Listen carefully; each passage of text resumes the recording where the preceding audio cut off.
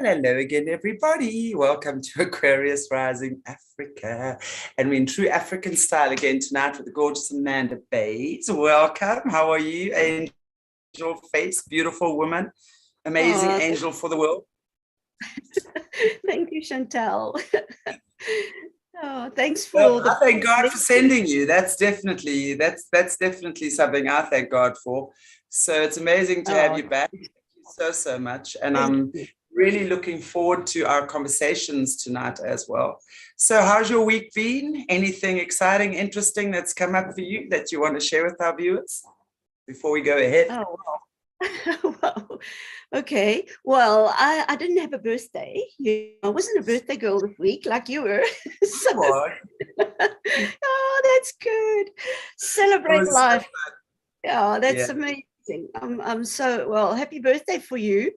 I know it was in the week, but we normally have like a whole week's birthday at our age. We don't want only one day. Never. So, but I didn't have a birthday, but I was pretty busy. Counseling and just working with overcomers, and doing great stuff. So it's been a busy week, and every week we learn. Every person you work with is different, and so wow, we've really been learning a lot. We're working with the younger generations, so they're pretty interesting because they're very high tech, and I've got to really stretch, to try and keep up. So that's been my week. That's been my week. Oh wow. Well, that's amazing. I mean, and you talk about actually working with the younger generation. Are you talking about let's say maybe the late 20s, early 30s? Is that who you're referring to? Yeah. When you say they're high tech, what do you mean? Is it? Are you talking about the people that have been programmed coming out of the system? What does that mean? That's right. No, it's Chantal. It's really techno-sorcery. I mean, they're taking a technology and they are weaponizing it. They're making it evil. And so, you talk about xenobots, you talk about nanobots, you talk about, how they, just the way they've been programmed is very different. Like the older people that we also work with, those that are 50, 60, 70s, we've even got 70-year-olds. They've been programmed differently. So the music that they would listen to would be, that they were programmed on, was different. It was the music of the time. For example, Lucy in the Sky with Diamonds was one of those that they used a lot. And so you would find, Lucy for Lucifer, and diamonds, a lot of diamond programming and stuff. The drugs were different in those days, whereas today they don't really need any of that stuff. They don't need the drugs. They don't need that because they've got technology. They've got frequencies. Everything's frequencies. Everything's quantum. So it's a different ball game.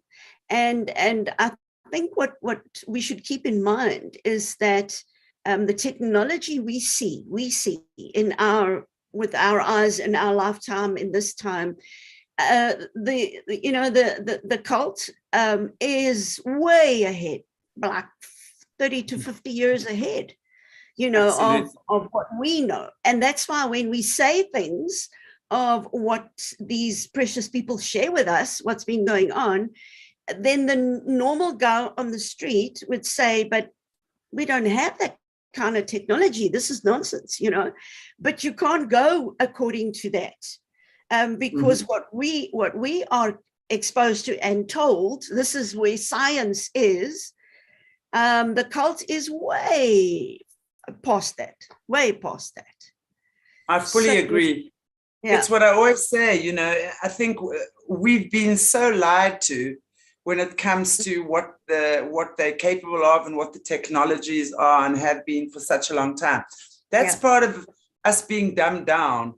This is we were having just a little bit of a off-air chat beforehand, and it's like, we as humans have been so duped and so dumbed down by these smart, as you say, techno whizzes that, and the way they have literally cast spells on humanity for such a long time. So the average person on the street has no idea about what's really going on.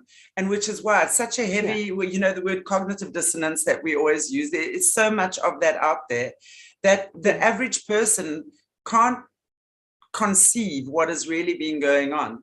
And so when these people start speaking and sharing their stories, it is a beautiful thing, you know, because that's what we were also saying. And I mentioned one of my previous shows as well, is that I believe, you know, part of my gift is to see things in dreams. God gives me dreams. So I've had for a few times observed the earth from above and seen this black, gooey, tar-filled, sticky, like this web, spider web of deception that is over the earth, and literally then obviously humanity. So my question to God in one of my dreams was, okay, so what do we do to change this? You know, and for me, it was very simple. God doesn't expect us to go there with pangas and machetes and AK-47 mowing the bad guys down, as unfortunately a lot of people seem to think that we need to do.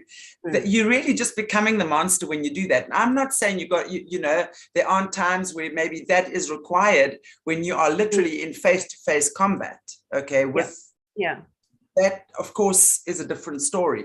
I'm talking about the average person on the street who now thinks that they've now got to go and play Spartacus there or whatever with all the bad guys and call up all this and decapitate this and, you know, whatever. It's just such nonsense that.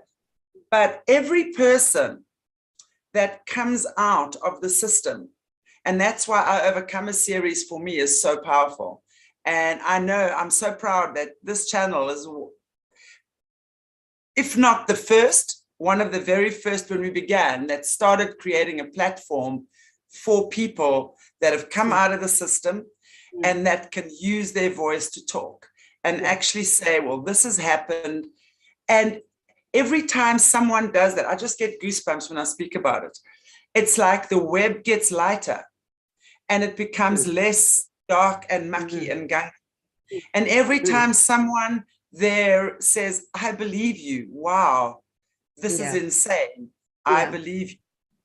That's the web getting lighter. So everything is getting lighter. We don't have to go and combat, as I said, with AK-47s and pangas and machetes. We just keep using our beautiful voices, speaking the truth, saying what is necessary, and then we will then be able to, I always say, link arms, link hands, stand up together. And every time someone uses and finds the courage to use their voice, then it just becomes easier and easier and easier. You know, Zandre Buerta the other day, what an amazing lady that is, right? On our absolutely. She said something so special, which she just says, I'm hidden, but I'm not hiding. And, you know, that is what happens when you have the truth in your heart and you stand aligned with your truth. You don't have to hide, but you are automatically, you have a light that is too bright for these guys to see you type thing, or you are divinely protected. And that is what happens when we use our voices. Anyway, so I think it's a beautiful thing for people to speak up and speak out. And to be able to share their truth and share their knowledge. And that's how we all get to wake up. And, you know, I must say, I sometimes get very impatient with people who are like in denial of this. And no, I don't want to see that. I only want to see the good things. And I'm not ready to look at that. And I'm going, well, by not looking at it, you actually are complicit. Yeah, that's right. We are all here with the responsibility to heal this nastiness at the time that we're in. That's my 10 cents worth. Anyway, we went a little bit off topic there. But it was really good to say that anyway. I think that's good. Yeah. Anyway, so tonight, what we sort of spoke about, bringing to the fore, we spoke about the bloodline curses the last time that I had you chatting with you, and you were talking about praying about it, and in that way, sort of releasing whatever demonic forces are attached to that, and literally the sins of the father. Yeah. So what happens? The question I have, and there's a couple of questions, but the first question I have would be, let's say that doesn't work, or it's not, I don't want to say it's not enough, but let's say people haven't had the greatest success in that way. Maybe it's helped to a point. And what happens after that? I mean, what would be the next step that someone would need to do in order to release themselves of that? Okay. I'm going to take you through, just like we would do counseling with a person that doesn't know that they've had a history of abuse. And I'm talking, like real deep stuff, and it's hidden. And many times they're so dissociated from what is going on that they really are not connected. They don't know, that there's deeper stuff. So what we do is we take everybody through just like the first sweep, of a broom, cleaning up and sweeping. And so we would look at generational curses, because that's where Satan specializes. That's where he gets his power from. And what is really interesting is that he comes and he manifests himself many times. Even in South Africa, we're seeing that a lot, and that is as a goat. He's the goat god. And so we also know with the whole ancestral stuff, and there's always the goats. They've got goats around, and they do hectic things as well to the animals. And when you really get into the gory stuff of the witchcraft, it's always with a goat. And it was interesting. I was sharing with somebody the other day, and when we look at the price, that when Jesus went to the cross and the price he paid, there are certain things that he did on the Day of Atonement, is the day that we sort of really think about what did he do. And Passover is also, he's the Passover lamb, but he was also, what was very interesting, on the Day of Atonement, there were two goats. And the one goat was slaughtered, and they took the blood and they put it on the mercy seat. And the second goat was sent into the wilderness, and there was a watchman that had to watch the goat and make sure that it died in the wilderness. And because if it came back to the camp where the people were, then the iniquity, this goat was called the goat that carried away the iniquity. So every year, this is what they would do. This was, what God would tell the people to do. This was before Jesus came. So they would then slaughter the two goats. The one would be slaughtered and the goat sprinkled on the mercy seat, but the second goat would be sent into the wilderness, and it had to die in the wilderness. So if the goat came back, there would be trouble, because then all the iniquity, the high priest would put his hands on the head of the second goat, and then put all the iniquity of the people on that goat, and then send it away to die in the wilderness. So when you look at the death of Jesus, you see that when he died, he cried out. There was a stage, and he was the high priest, and he was officiating his own death, basically. And he died as the first goat that was sacrificed. And then he died as the second goat as well. But people don't think of that. But I'm talking iniquity. I'm talking generational curses here. And so that second goat that had to die in the wilderness, there was a stage on the cross when Jesus cried out to God, the Father, and he said, my God, why have you forsaken me? And it was at that stage where he was cut off completely from God. And that was the first time he was ever cut off from his father. And so he felt that loneliness. He felt that awful rejection. He felt that horrible, he was carrying the iniquity, generational curses of the world. Yeah. Disconnection. Disconnection from God, which is really disconnection from God, right? That's it. So as the second goat, he cried out, my God, why have you forsaken me? And then he died. So that means he was both goats. So he was the sacrificial lamb, but he was also the goat that died in the wilderness, that carried away the iniquity. And so when we talk about generational curses, that is why there's nothing else that can take away iniquity. It is only the blood of Jesus that can do that. And so it is important that we understand that. So when people come to us, the first thing we do, and we look at, and we go into detail, I take 3 routes. I take that we, our family tree. Everybody knows we've got like a family tree. And then this tree has got roots. And I focus specifically on 3 main roots. And that is bloodshed. So if there's been bloodshed on the family, that brings a major curse. And I want you to think in the line of SRA. I mean, bloodshed is one of the big things that they go for. How many babies do they kill? All the horrible things they do. The next one's sexual. We know it's always sex and blood, so it's all the sexual stuff. It's all the rape, the most horrific things they do, because the sexual act that is supposed to be the one that's within marriage and covenant and, intimacy, God's way, is very, very holy ground, and it's protected. So there's boundaries around it. So what do? They defile it. Whatever God has put in place, they want to destroy. So they go for the sexual stuff, because when they hit you sexually, you're not just body on body. Your sexuality is body, soul, spirit. Sure.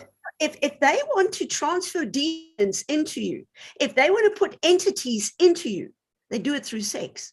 Yeah.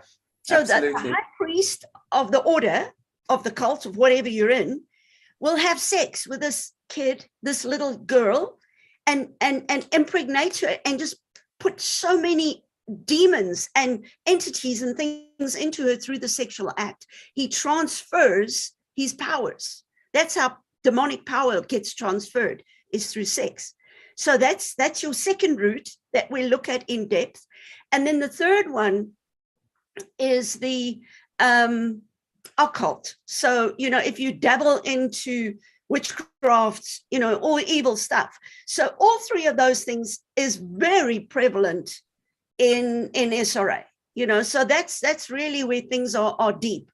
And so what we do is we will take the normal person that comes for help and says, okay, I want to clean up my life. Then we take them through the cleansing of generational curses. We look at these 3 routes. We've got a checklist just to help them, remind them of how doors could have opened up in the family. We say, okay, check your cousins, check your uncles, check your aunts, go a little bit back in the family tree and see what fruit is manifesting, because the fruit shows the root. So if you don't know, look at the fruit. What fruit is manifesting in your life? Because if we are likened to a tree, Psalm 1, we are likened to a tree. And so we sprout out our leaves and we sprout out our fruit. And so if we are planted at the rivers where there's living water, then, we will give our fruit, and everything will go good. But if we are tapped into the demonic side, and that's what family isn't, we are all guilty. We've all been exposed to this stuff, and we come from Adam and Eve. So, I mean, we go back a long way. And a lot of us have had things that have just gone wrong in our lives, and wrong things. So there's nobody that's pure. We're not in heaven yet. So we have got work to do, And then we're preparing for the new Jerusalem, which is the marriage supper of the Lamb.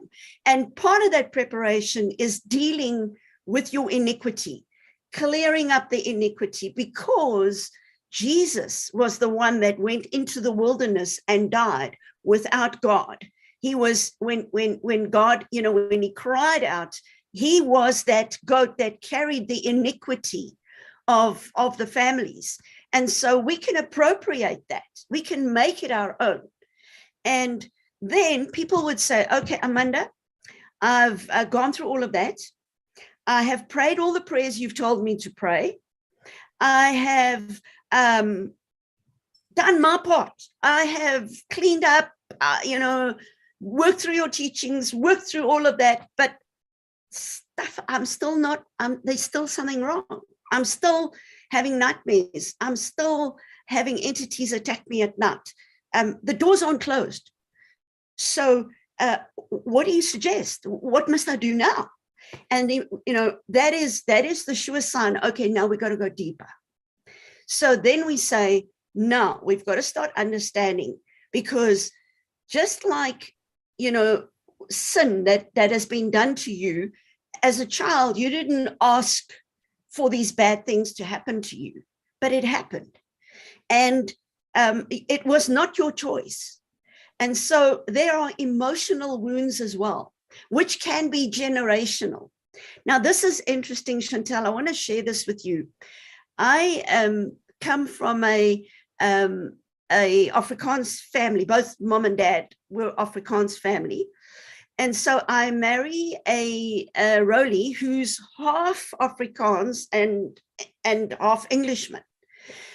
So I have huge problems with my mother-in-law. I mean, the mother-in-law stories. But now I'm struggling because I'm supposed to be a Christian, and I'm supposed to love her. And I've just got this huge issue with this mother-in-law of mine. And I can't understand why, but then I've got a problem with the queen, and I'm thinking, who does she think she is, and the Queen of England, and whenever we would think of somebody that, make a joke of somebody that thinks that they're great, and say, oh, you think you're the Queen of England, and that was like our saying just amongst ourselves. But that's just the way I couldn't understand the struggle. Why was I having this war inside of me? So my children, I have 3, they complete school and then they go and study. And when they finish study, they say, well, they'd like to go overseas. It was where all the young people go overseas and then they go and spread their wings and study and whatever. So my children decide they're going to do that. So where do you think they decide to go? England. Where else? They decide to visit the Queen. And no, there's so many other countries. Why the Queen? But anyway, I went to visit them a few times. Obviously, they were there for up to about 6 years. My 2 girls were there a long time. My son couldn't handle the weather. He's a sportsman, and he needed the South African sunny weather to continue on his bike and running and whatever he did. He couldn't handle that wet weather. So he wasn't there for too long, but my girls were. And so we visited them often. And I was still struggling, really, really struggling with this. So my daughter gets a car, and it's an interesting story, because they promised her a vehicle. She's a physio. So she goes to work for a company there. They come and recruit the South African physios because they're very good, well-trained. So Debbie is now doing her thing and working for Ford Motor Company. So they said to her, no, you'll get a vehicle and you get an apartment and we'll look after you. Get there. And it's winter and I see my child on a scooter. Well, I was not impressed. I said to her, Debbie, you can't ride around in this cold with a stupid scooter. We've got to get you a car. So she says, Mom, there's a car in the park. We can go and look at this car. It's a car that, just got stickers on and whatever. So I said, well, bring the phone number. So we phoned the guy. It turned out he was a mechanic from this Ford Motor Company where Debbie was working as a physio. And we get the car, and I said to him, please, you've got to look after this is my baby. You've got to look after her. And the Bible says, this guy's not a believer. I don't think he's even seen a Bible. I said to him, the Bible says you must look after the stranger in your city. So I said, you've got to look after my baby. So if the car breaks, you must please fix it. Anyway, we drive off there with this car. The windows didn't want to really, turn up and down, but we felt from a scooter, what an upgrade, to this Rover. So we've got this Rover, and Debbie, at least she got a car. Anyway, we don't know all the rules, the traffic rules of England. So we park at certain places, but then you can only park to certain times. But after that, you can't park there anymore. But we don't know that. So we get fines. They write £50 tickets, £50 is a lot of money for a South African. Exactly. So wow. I'm so upset, and I'm thinking, what does the Queen want this money for? And I've got this war going on with the Queen. Anyway, long story short, one day they went off to work, and I said, God, now you got to speak to me, because I can't handle this war inside of me anymore. I've got to know what's going on. So he then showed me, as I went on my knees on English soil, I had a picture of my forefathers in a concentration camp. And it was the whole English war, where the English came to South Africa. Now, we had concentration camps before the Nazis had their concentration camps. The Boers and the English, right? The English were absolutely... Yeah, so they raped the woman, and many children died with hunger and all of that stuff. So what I didn't know was that iniquity of that hatred and anger was inside of me. It was in my DNA. And I was carrying that iniquity load, and I never knew. So your mother-in-law must have been English, right? She was the English-speaking one. So English side. She was the English. Yeah. So Rolly's her grandpa stood as one of the gods for the Queen. Oh wow! So that was my bloodline struggle.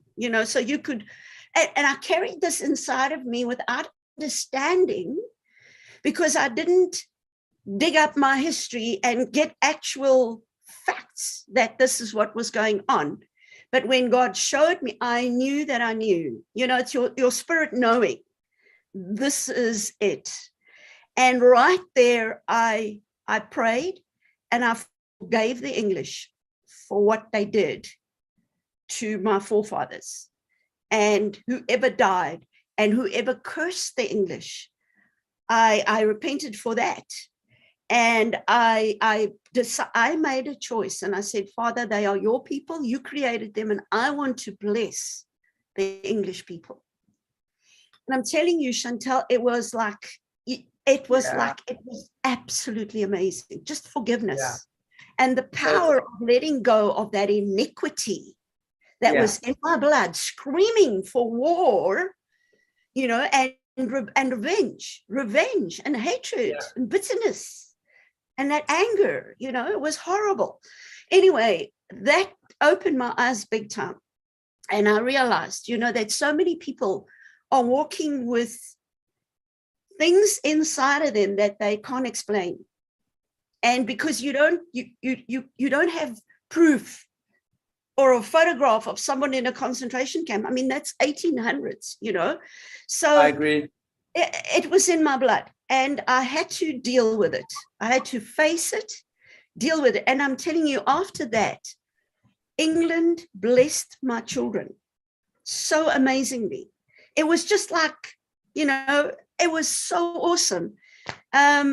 And we had such good memories and things that we had with the children after I could deal with that thing, deal with it, because Jesus had died for it. He died for whatever the English had done. And I'm still holding on to it, And so that was just the letting go. So when people come, that's the route we go. We say, okay, now we've got to check and see. You're still having problems. So now we've got to see, maybe you suffer trauma, but you're not aware of it. And your mind has blanked it out. Mm-hmm. And so, I want to run through some slides, if that's okay, Chantal. Oh, sure, I'd love you. Please, yeah. It's going to just make it easy. So I'm going to screen share. There we go. And this one. Okay. So are you seeing me? You seeing my slides? Good. All right. I'm going to play. No, go away. That one must go away. I'm so glad you could do this. Go away? Oh, there we go. I can just drag it away. There we go. Okay. I start to get nervous. If this is me, I'd be phoning Mornay around about now. Yeah, I need Mornay now. Yeah.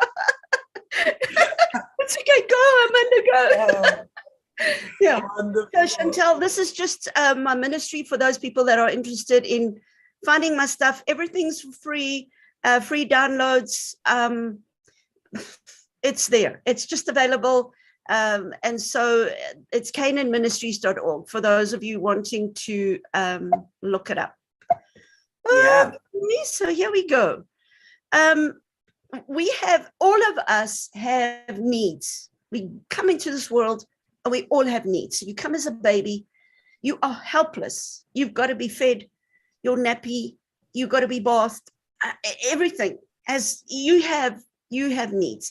And we need love and affection. We need the hugs. We need to be told we are the best, greatest little person on this earth. Courage all the way. Absolutely. We're full of smiles.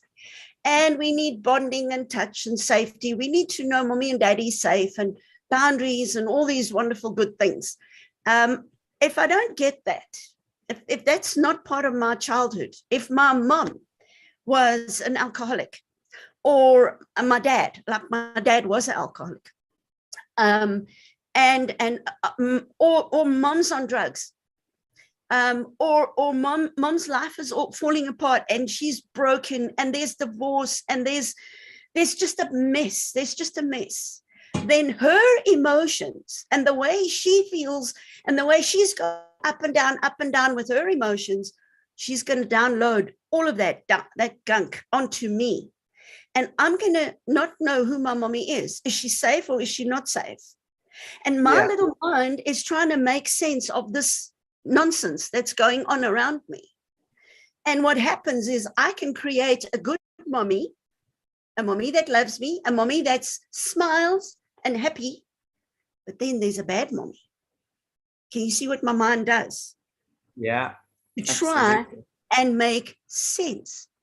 So then when my mommy's angry and my mommy beats me and my mommy hits me against the wall and my mommy screams at me, when all of that happens, then I've got a bad mommy. And I create a part of me that now can relate to her as bad mommy. And I know, stay out of her way. But when there's the loving mommy, when there's the good mommy, the mommy who loves me and hugs me and kisses me, then I've got another part of me that can go to her and she'll love me and hug me. And already as a tiny little tot, I have in my mind, in my crib, I've already split. And I've created a good mommy and a bad mommy, a good baby and a bad baby. So that I can cope. May I just ask you if, while we're just on this topic, would this be the same then? Are we talking as well? Because I wanted to touch on the DID and the SRA. What that means. That's the beginning of DID. Yeah. Okay, the dissociative identity disorder. So would this be the same as that then? Okay. Yes, Great. that's it. Makes a lot of sense. That's the very beginning, you know, of trauma. This is now trauma counseling. Yeah. And that's the very beginning of trauma in a little baby's life, is when mom's messed up. And this is, mom is like a perpetrator, but she's not a programmer. So we're not talking SRA now yet. I'm just going to focus on DID. And then I'm going to go over to what the difference is with an SRA person. And so we are talking about trauma. And so it's a mom that's a dad that's messed up. And they, instead of giving me the love and the affection and the hugs and the bonding and the safety that I need, I'm now having this conflict in this broken mommy and daddy and the way they treat me. And the only way I can make sense is to split and have a side of me, a good baby, who will relate to a good mommy. Mm. And a bad baby, because mommy tells me I'm bad. So now I make a bad baby that is now angry and upset with this angry mommy. Mm. So I internalize what is going on the outside. Yeah. And this is something that people really need to understand when it comes to DID, when it comes to the splitting of the mind, is whatever is going on in my outside world, I will internalize. That is plain, straightforward psychology. This is the way we function. This is the way my little brain works. And so I need to understand that whatever is on the outside, so if the perpetrator, let's say the perpetrator is let's say it's I'm going to mention a very cruel, evil man, Joseph Mengele. He was the one that did the programming in the concentration camps. He did lots of stuff. So there are so many that have memories of Joseph Mengele. So what do? They internalize Joseph Mengele. They create a part of Joseph Mengele inside. Do you see what I'm saying? And that's just what the mind does.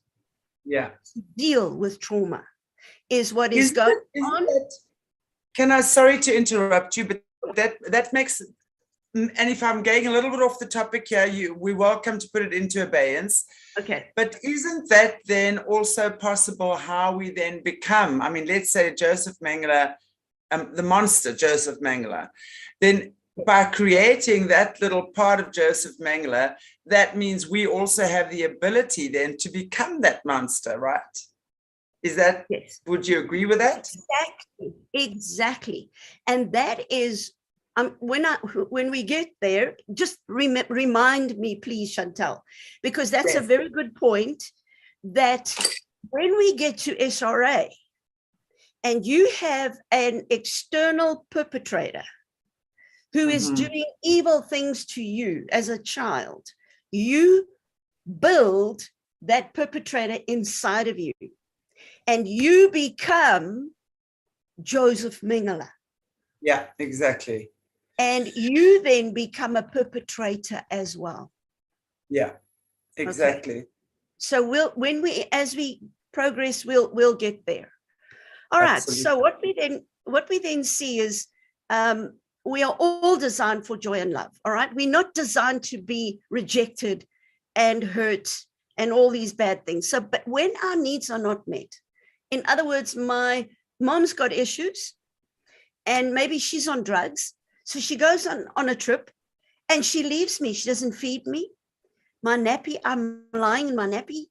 I'm screaming and she is way off on a trip and she just leaves me, pulls the door shut and leaves me to scream.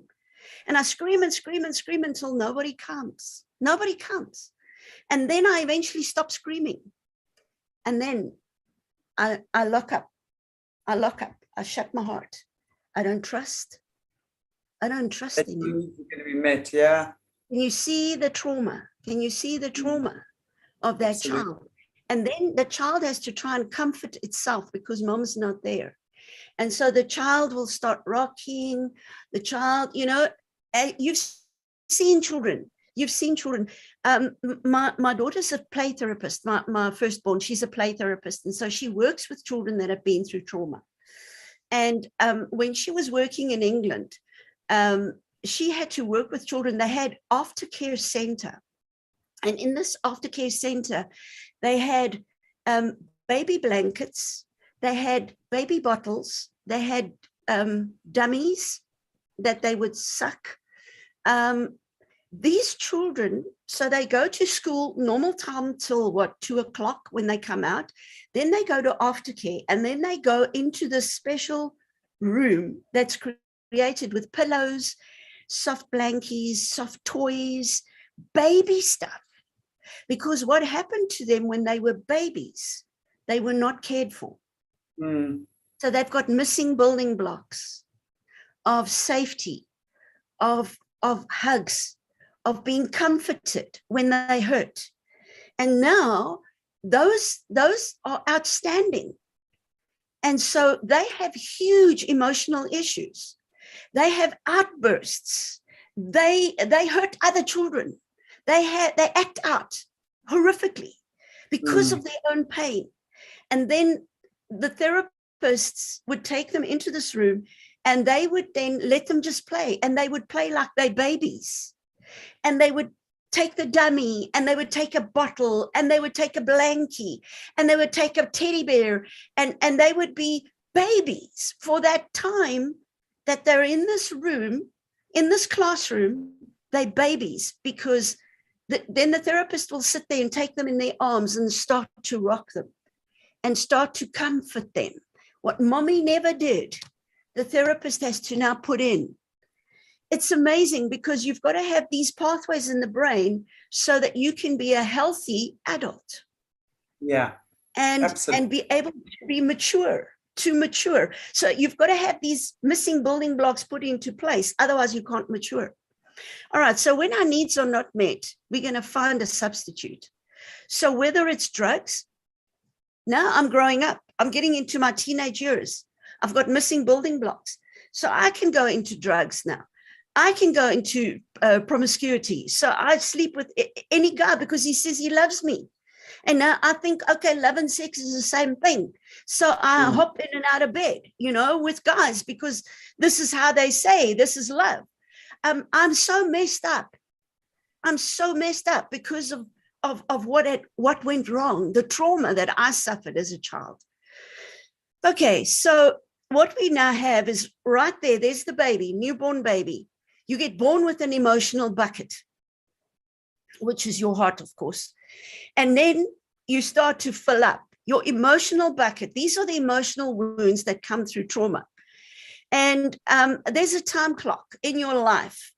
And I'm just giving as an example, different time periods in our life as we grow up.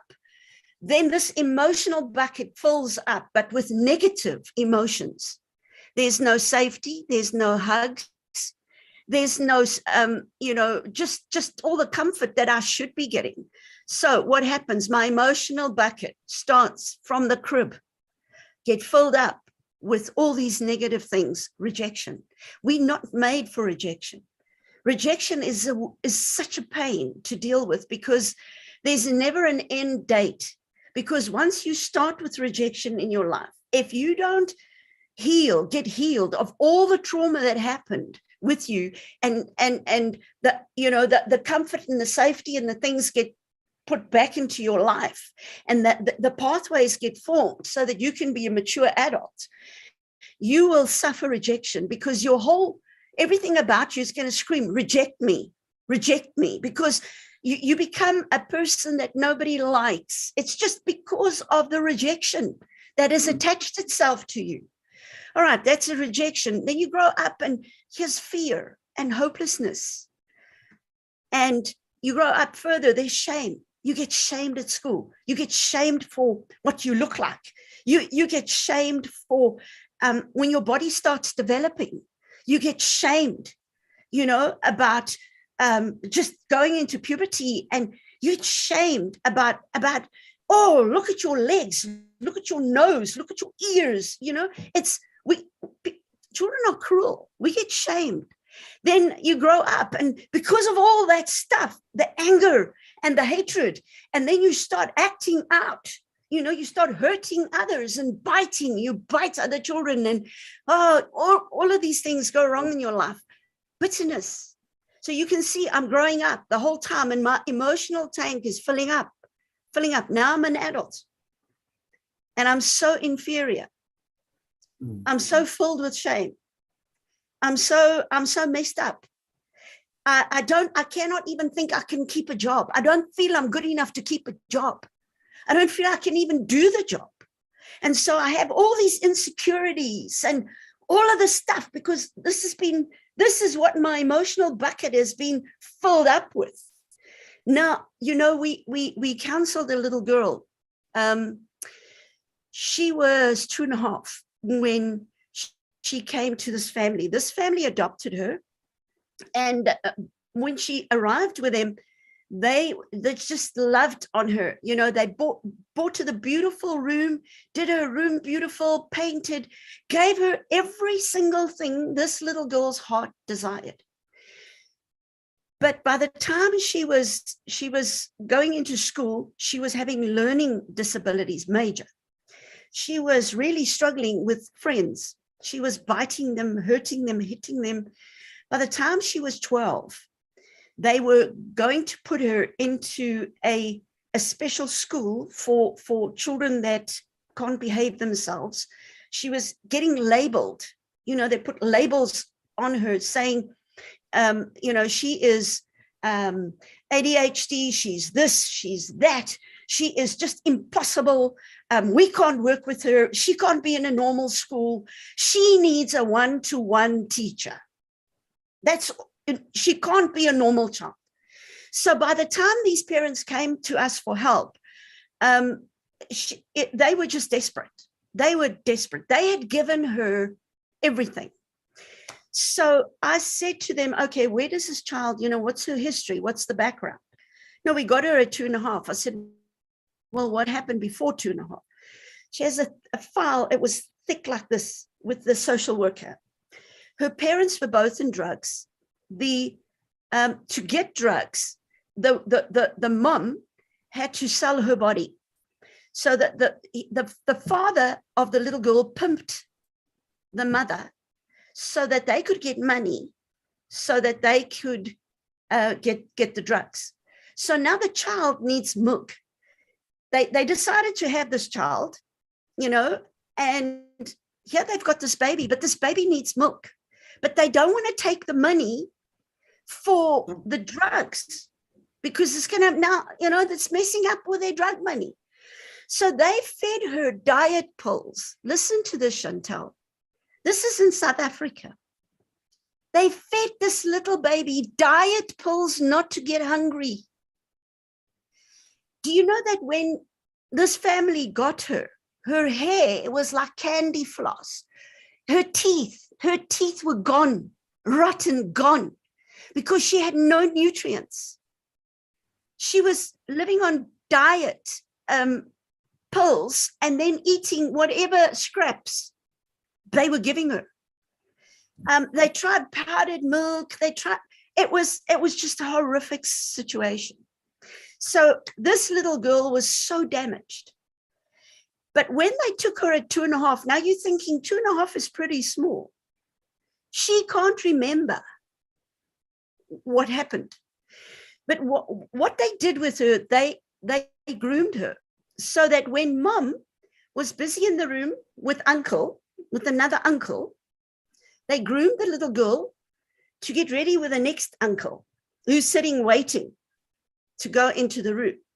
So they got her and they taught her how to unzip and how to fiddle and play and prepare this man for his appointment in the bedroom with mom. So this little girl was groomed, coached sexually before she could even speak.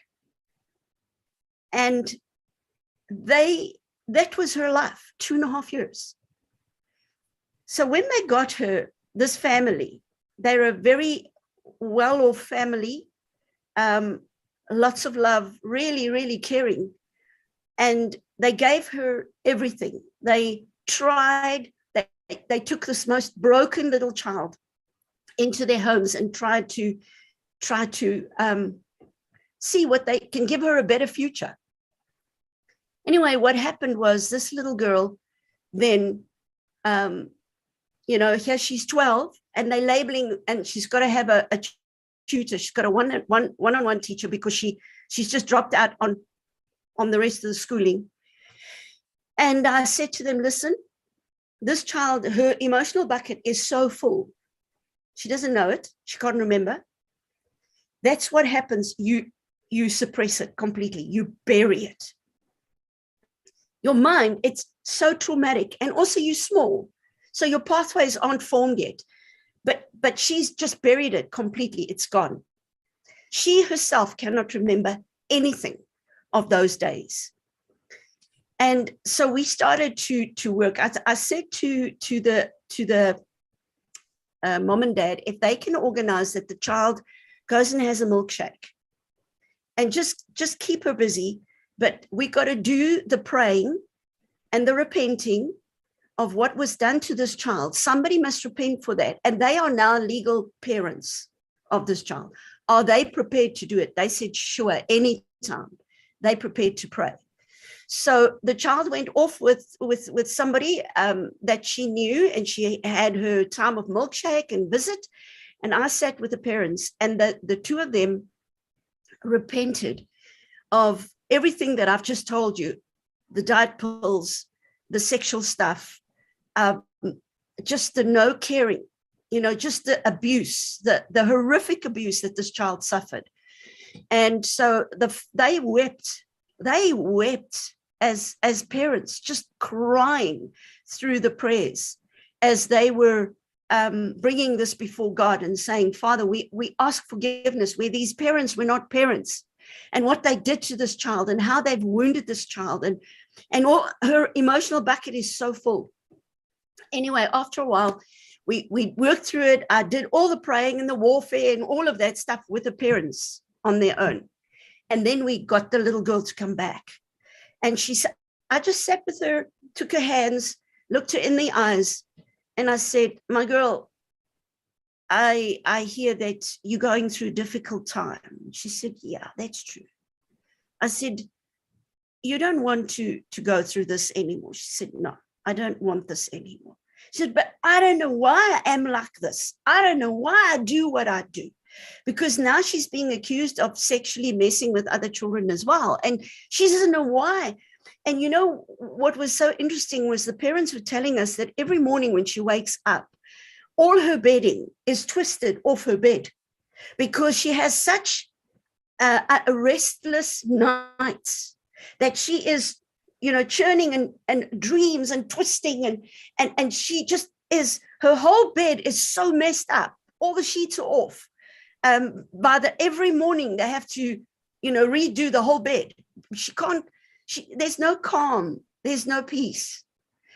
And so anyway, I said to her, listen, I'm going to pray for you. I prayed with mom and dad, but I'm not going to go through all those prayers mom and dad have done. So what we're going to do is we're going to pray, and we're going to ask God to pull the plug. It's like a bath full of dirty water, and it's got to drain out. And your bath has been filled with dirty water. All these emotions, the anger, the bitterness, all of that stuff is in that bath. And we got to pull the plug and we got to drain it out, because I was saying, God, I don't know. This child is so loaded with all this trauma. Where do I begin? And it's all before 2.5 years of age. So I said, Father, just give me a strategy. Just give me a way of prayer. And I just prayed with her, and I said, Father, I bring this child with all of this trauma that she's been through. I bring her before you now. And I ask you to pull the plug of her emotional tank that has been so filled with gunk. This child doesn't even know it. That which was piled on top, the love and all she got after 2.5 years didn't make up for all that emotional baggage and the missing building blocks that she didn't get as a baby. So I just trusted God, and we prayed, and I just waited, and I said, Father, just let all the trauma go, every bad memory, every bad emotion, because every emotion is a frequency. And so she's been carrying all this negative frequency, this negative energy with her all the time that she couldn't explain. And so we just, Father, let it go. And just waited a while. And I just led her in a very simple prayer of renouncing the iniquity that she was born with, that she received from her birth mommy and her birth daddy, and that she says, no, I don't want it. So with her own mouth, she rejected it, she renounced it, and I just asked God to take it. Well, it was amazing. She looked up at me with a big smile, and she says, I think I feel better. And went home, and of course, I'm now, Father, did it work? Did it work? Because it's such huge trauma. And what was so amazing, Chantal, was that her brother of this family that she was with, he was a big brother already, and he contacted me and he said to me, you will not believe the difference in my little sister. It took a few months, of course, of just processing and working through this, but within 6 months, she was back at a normal school. She was upping her grades. She was doing very well academically. She was settling down as a normal little girl. Her bed, the biggest news was her bed was beautiful in the morning. I mean, obviously a child, it messes up, the bed, but not like she used to twist and turn with, you could see the trauma and the torment. All of that had lifted. And so mom and dad contacted me and said, we got to just let you know. We waited because we didn't know if it was going to work. And we were so disappointed before because we'd taken her to all the best who's professors and whatever. And we couldn't get this child, just to be normal. And we waited to make sure that this is going to be okay. Yeah. And that was the story. So it just shows you how important this time of our life is. So unfulfilled needs are transformed into emotional pain, which is the frequency, that negative frequency. And I think I'm going to just go off here, and then we can. I'm going to just go back so that you and I can continue talking. Okay. So Chantal, that's amazing. Yeah. That truly is amazing. And that is so, it's really just so from what, that is really that spiritual connection to God, to know that, and, again, with everything, it's there's nothing more powerful than that connection to God. Yes. Because when we disconnect from our source, from God, yes, that's when things go wrong. And and I'm just seeing how that's working out in this day and age as well. When we are disconnected from our trust, from our true spiritual awareness, and decide to do that, isn't that, I'm just seeing the connection there with what's happening globally as well, that disconnection from God, the trust, the knowing that you are free, you are sovereign, you are powerful, you don't need anything, you are healthy, you are well, all of these things. But instead, because of the fear and the disconnect from that truth, that's when we go for that, literally selling our soul, isn't it? Isn't that a form of selling your soul? Wouldn't you agree with that? Yeah, absolutely. So this little girl was DID. So she had dissociated because of all the trauma that she'd been through. I mean, the first 2.5 years was just horrific. Diet, abuse, all of that stuff. So her little mind split. And so here she's in all these different parts. She's got a sexual part. That's why she started messing with the other kids. Yeah, of course. So she academically, she was struggling because she didn't have the pathways, because you've got a right and a left brain. And then you've got a middle bridge part, which we call the corpus callosum. And the right and the left brain have to talk to each other. But what happens is with DID, the pathways get distorted. And so I struggle academically. I struggle I can be bright. I can have a bright IQ, but I can't write down like a comprehension. I can maybe not even read because my brain isn't functioning properly because of trauma. Yes. So, it is, there's one of the survivors, one of the overcomers that we're working with, and he's not the only one. Of so many of the others cannot read. Like, he cannot read the Bible. He cannot read, if I tell him to read teachings, he can't. It's just jumping in front of his eyes. And so it's just because of all the trauma that he's been through. And so when you've been through just broken parents that have broken children, and your little mind splits to try and cope with all the different facets of life, that's how you grow up. And you just there's so much confusion. There is just so much things that go wrong. Dreams, there's a lot of bad dreams, nightmares, fear. You have panic attacks and you don't know why. Absolutely. You skip time. You think, what have I done today? Where was I today? You can't even remember your day. That's just what trauma does to the brain. So that is normal DID, dissociation. So that's when you've had messed up parents that messed you up, and that was downloaded, and now you're adults and you're trying to cope.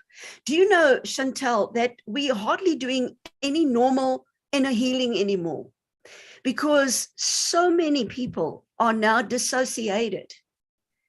Our street children, I work in prison as well. So working with the guys in prison, they are stuck. They have some parts that are little children. Yeah, absolutely. I mean, here you're sitting grown-up guys in orange overalls, their prison uniform, and they also academically struggle. They just struggle to cope, just with life. And they were sniffing glue as little children on the streets.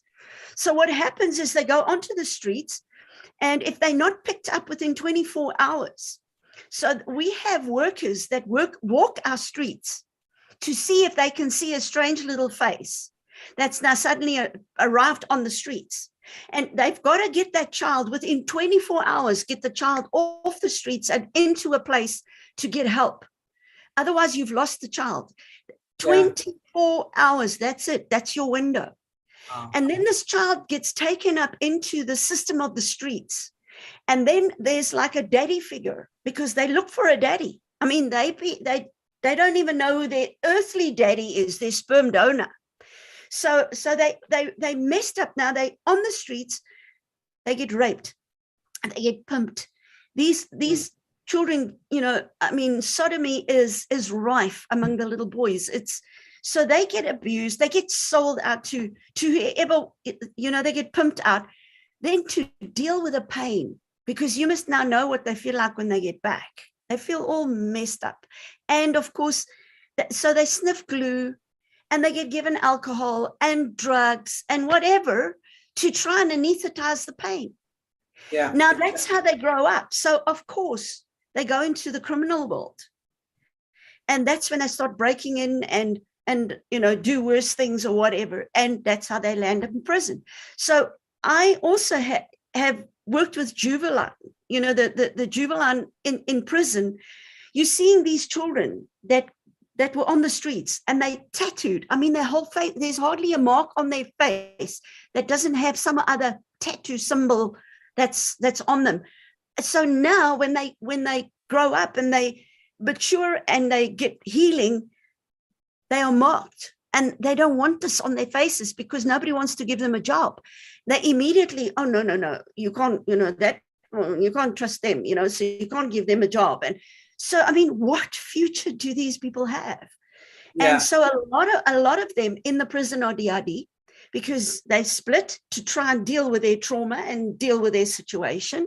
So they create parts for every walk of their world. They create parts.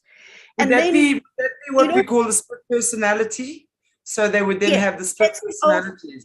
The old terminology was multiple personality disorder or a split personality. Yeah. Their little brains can't handle the trauma and they split.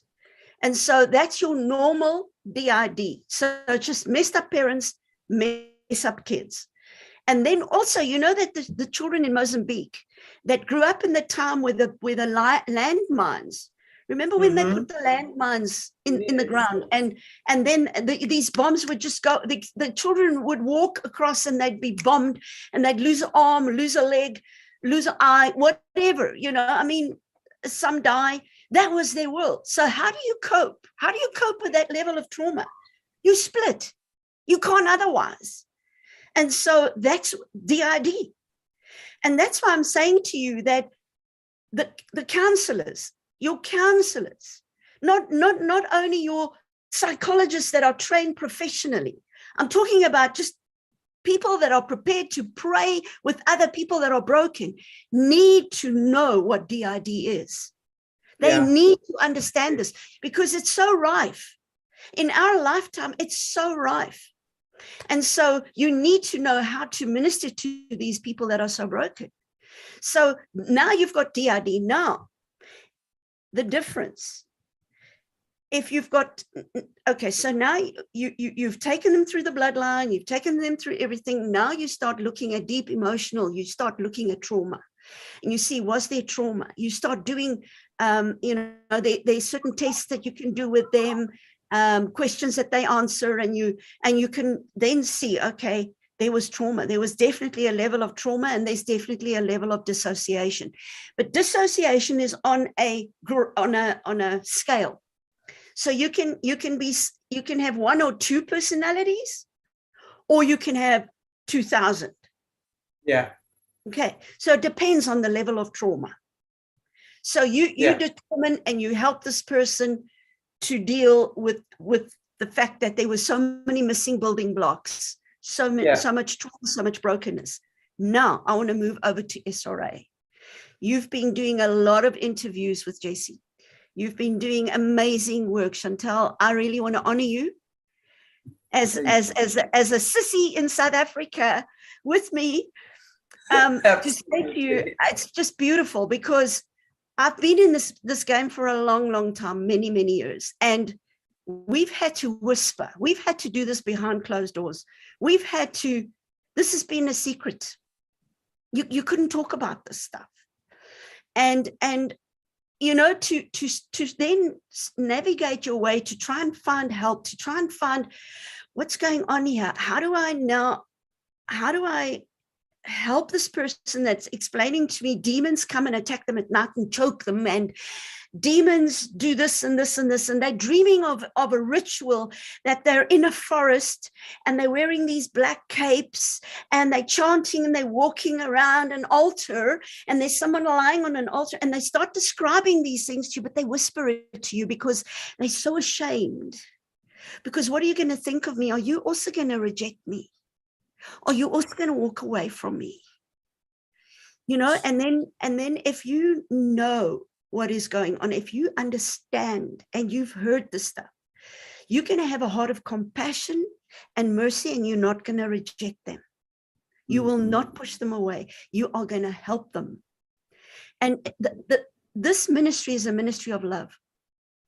There's not another word, because they've been so unloved. They've been the most unloved of society, and unknown and unheard.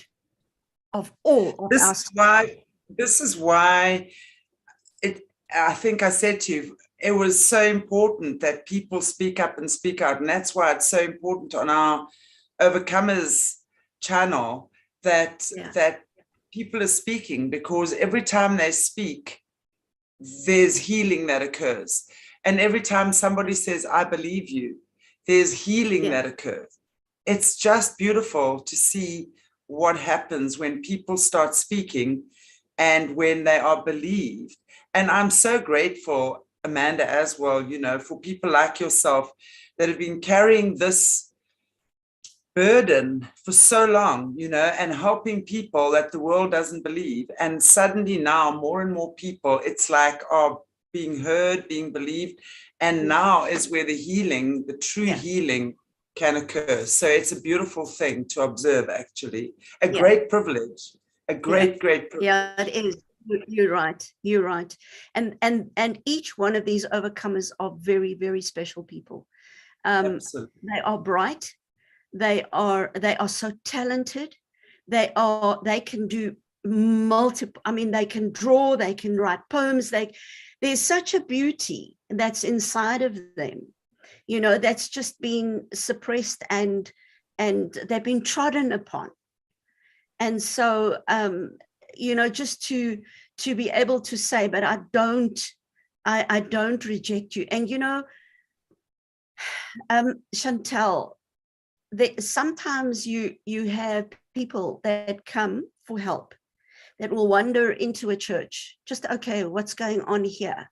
We had it in Germany quite a few times, because the church where we were, at the bottom of the church, it was like a huge shopping mall. So we were in the top, and the bottom was a what they called a rockfabriek.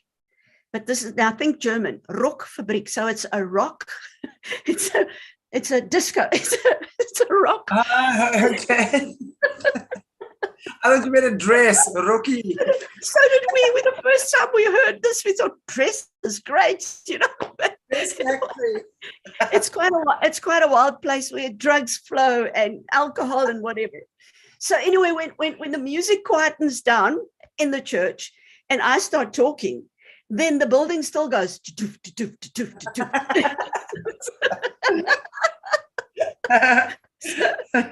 had lots of fun. But anyway, then as I'm talking, some of they would wander in from the bottom, from the rockfabriek, you know, from this rock place, concert place. They would come wandering in, and this one girl came in, and she was like high. She was gone. Her mind was gone. She had tight fitting leather stud, you know, the clothing, and she hadn't bathed for I don't know how long. And she comes across the path where I'm standing in the middle of the pathway, and she comes to the back of the building, and she slithers down the wall like this, you know, and she lies there and she looks at me. So I'm praying like crazy. I'm saying, Father, please, this girl, she's got to find you. She's got to find you. She's so lost. So anyway, I took a friend with me to, I don't travel alone. So I had this lady that went with me, and in her day, she used to be a hippie. So she's got such a love for anyone from the street. I mean, she's got a love from the Father like you cannot believe. So the next thing I see, here she's at the back with this girl. She goes and sits right next to her. She puts her arm around her. And this girl doesn't smell good. I mean, she hasn't bathed for quite a while, you know, and her hair's dirty. But the love of the Father for this girl, she just loved on her. And she couldn't understand a word I'm saying. She's German. I'm speaking English. Of course, there was translation. But she was so blown, you know, with the drugs and things. But by the end, just loving on her, just giving her the love and not rejecting her and holding her, that girl stood up and she was sober.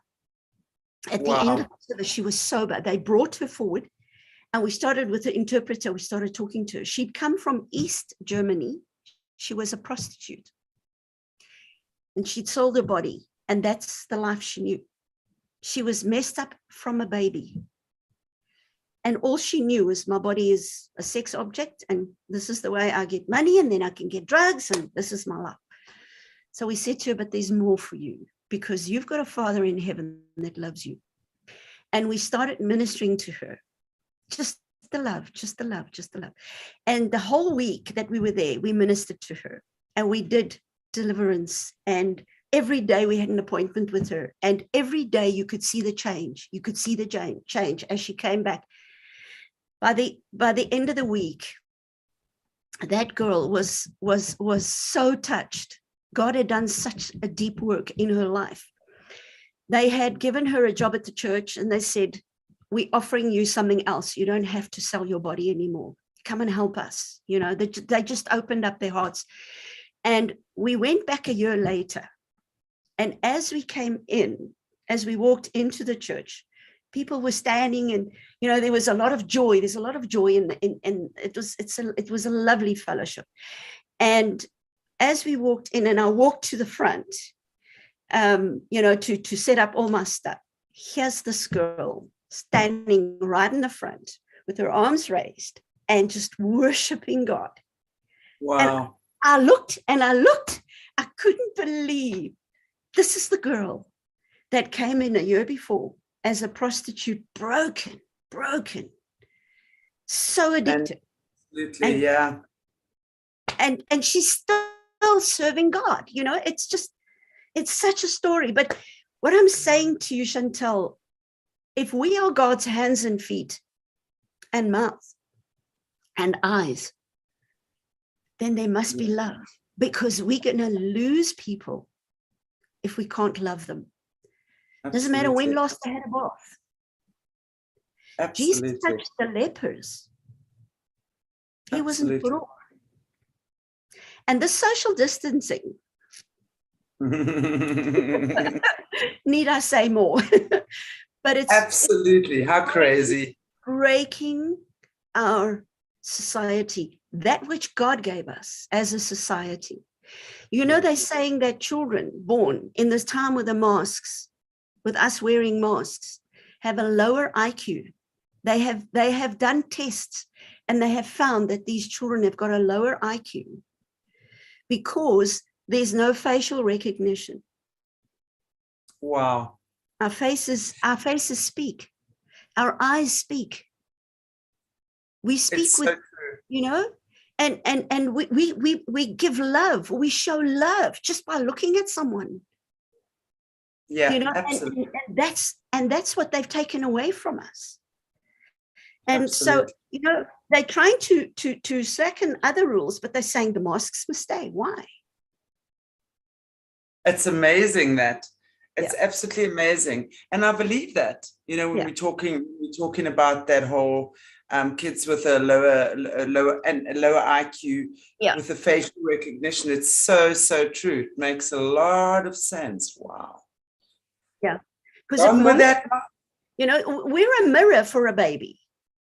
Totally. A child doesn't know who they are. And so the mommy and the daddy becomes a mirror. And so if you smile, baby smiles. Yeah, absolutely. If you're angry, baby starts crying. So you are a mirror, and that's how they reflect. I mean, that's part of developing stages of a child.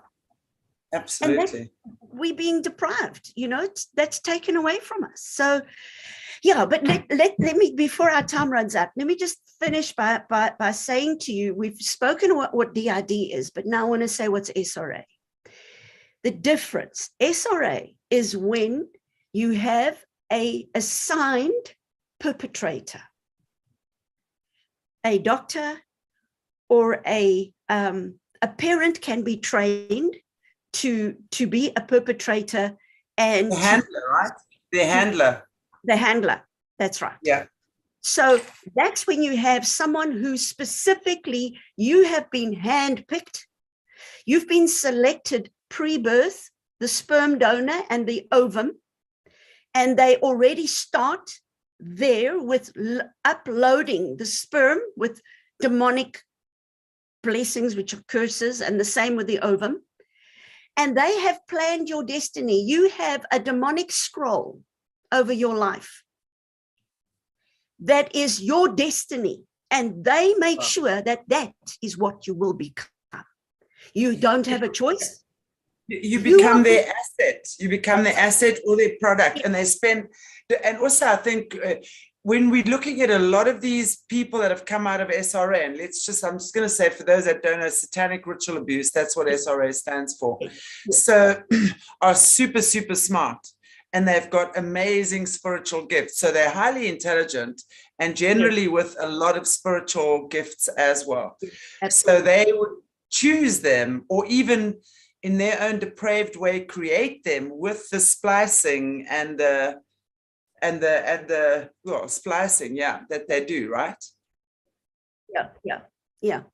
So they purposefully, they have an end goal for you. You are going to make money for them. You are going to Hollywood, and you're going to be a beauty queen. So they put in beautiful features. I mean, we had some that we worked with here in South Africa that's now big names in Hollywood, that were taken through the whole Satanic Ritual Abuse from baby, and taken through the whole thing.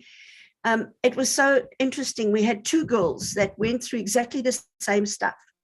The one was chosen for the beauty queen and movies, but the other one wasn't. The other one was very upset. She said, wow, we were raped together by the pastor. We were raped together. We went through all the rituals together. But she goes and she becomes she becomes big and famous. What about me? So it's an, when you start listening to their stories, so they can create someone that is beautiful and that becomes a star. You can become very wealthy, and you can make lots of money, and you can control nations. We're working with people that are so highly programmed with money that they can shift money around, and they know exactly what's going on with the stock exchange, and they are trading, and brilliant. So they've been trained, they've been shaped, they've been enhanced, they've been given supernatural powers by the entities to do whatever the demonic scroll said. But how did they get there? It's the weight of the iniquity force on their bloodline. So you've got your DID, which is also iniquity, but obviously the scale, they lower down on the scale. Whereas if you move to SRA now, this is purposeful. Yes. This is chosen sperm. And we work with royals, with royal blood. And we know the mess, the junk that's on the royal blood lines. How much interbreeding and craziness and all of that stuff is there. And so the heavier the weight, the more power that child will have as they grow up. And we've got a little guy now. Wow, he is working with dragons. This is now the very young generation. He's below 10 years of age. And he's got a couple of dragons. Now, you tell that to a normal person, they think we're crazy. Yeah. Wow. He's got dragons. He's got powers over dragons. So, wow. I mean, this is where we are, and where we have to, if we want to help, if we want to be effective, we've got to start understanding this stuff. We've got to hear their stories. We have to listen. And more than anything, we've got to wake up to the fact that this stuff is real. It exists. It's not some fairy tale horror story that we have to wake up to the reality that these people have been doing this for a very long time. Yeah. And that unfortunately the highest and the most respected elite are the ones perpetrating this, and we cannot ignore that fact, because these are highly intelligent people, highly influential people that are creating these horrendous, I want to call it breeding programs, although we're not talking about the breeder program, because we understand the breeder program, in my understanding, is when they literally getting young girls, impregnating them, raping them, doing whatever to churn out babies for their nefarious purposes. But these are specifically, it's a specific ovum and sperm that is chosen, spliced together, spiritually ritualed and done whatever, oftentimes birthed in false wombs. And anyone who thinks false wombs don't exist, you must think again, go and do some research. They're very, very real. And as you say, even in pigs' wombs, humans' wombs, get taken in and out of certain mother wombs. They'll have some time in that womb taken out, put in another womb. It is insane what these people are doing. It is. It is. Really. It really is. Yeah. And we can't think that it's not existing, because I would love to, and I mean, I'm just looking at the time here again, Amanda. Wow. But I would love to carry on this conversation. Let's go more in depth with the SRA in our next conversation, where we can discuss layers of that. Because I think, again, I always say on this channel, I don't want to sensationalize things, but when we start bringing things up like this, it is so important. And of course, people go, oh my gosh, it's a shocking thing. And it is, I think, by nature sensationalized when you're waking up and you're smelling the poop that's been right under your nose while you've been sleeping for all this time. Okay.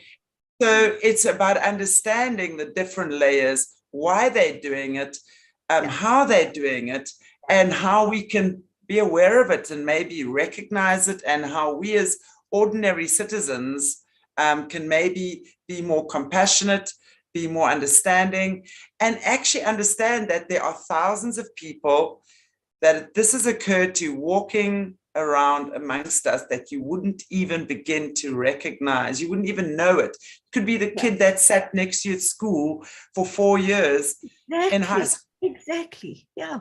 That had weird behavioral. I mean, gosh, if I just think back to being in high school and stuff like that, and there were so many kids that came to our school and I was at boarding school in the Karoo, from broken homes in the cities and stuff. And I just wish I'd known what I know now, because I would have probably recognized a lot of these symptoms of which we're speaking now.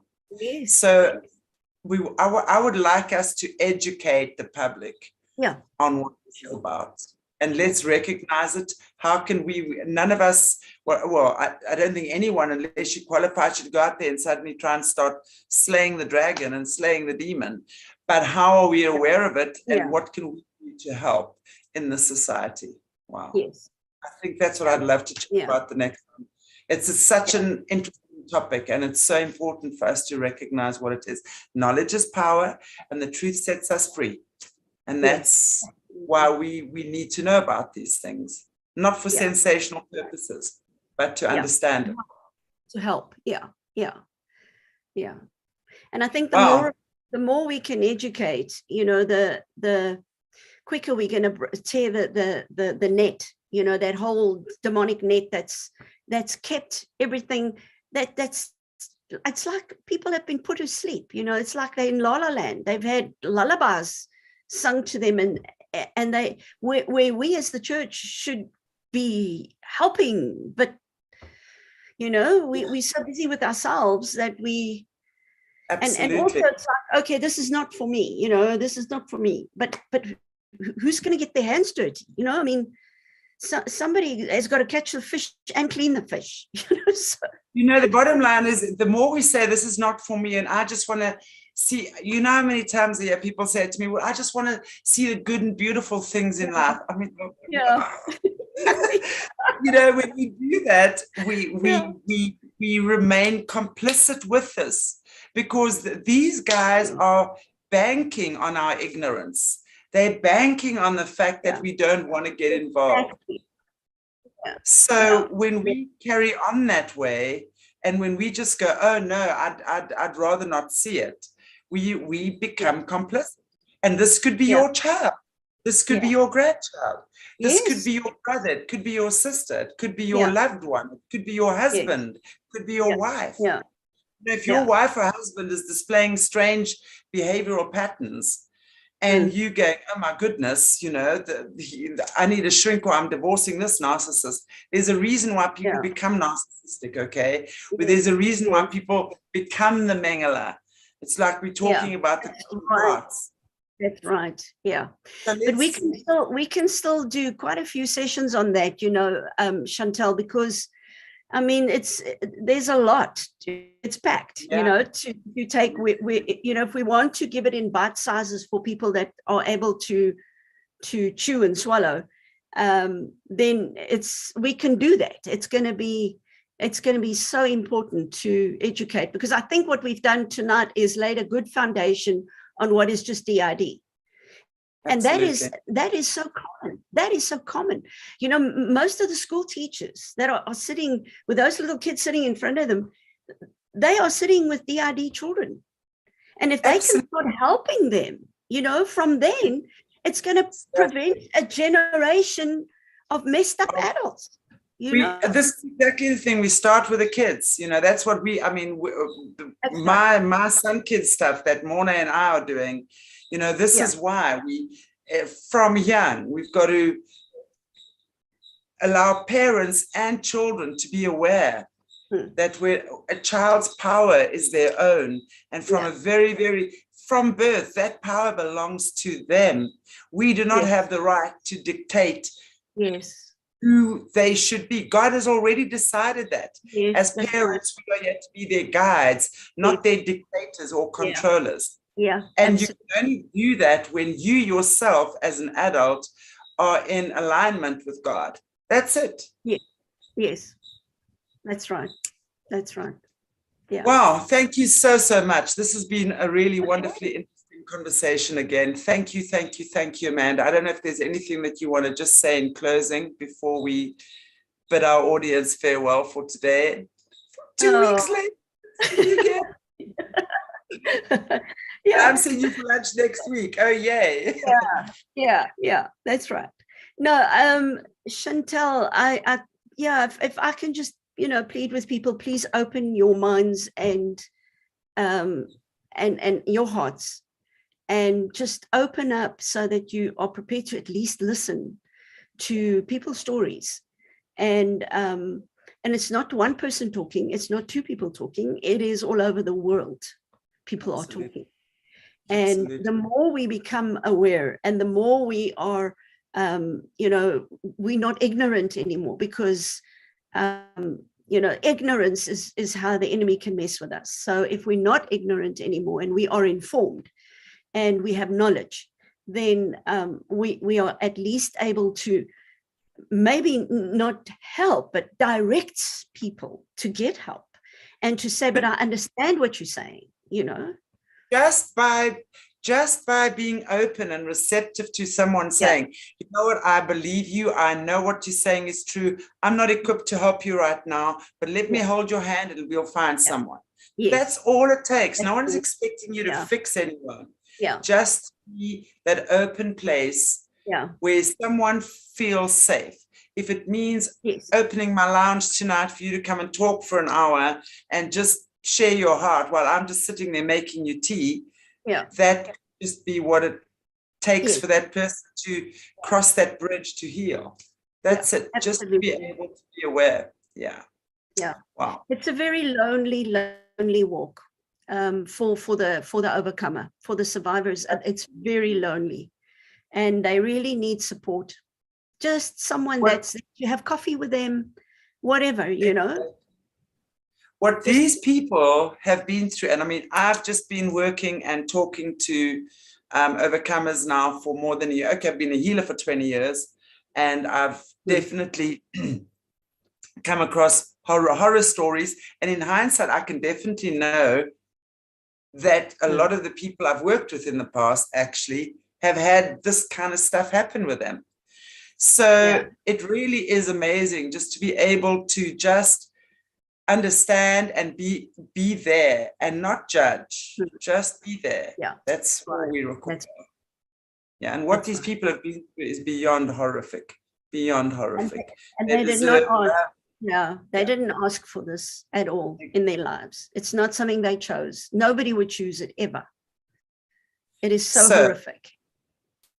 Let's be there, and I look forward to having you back in 2 weeks' time. So I want to say thank you to our beautiful viewers, as always, for supporting our channel and listening and being open-hearted and open-minded and just being cool.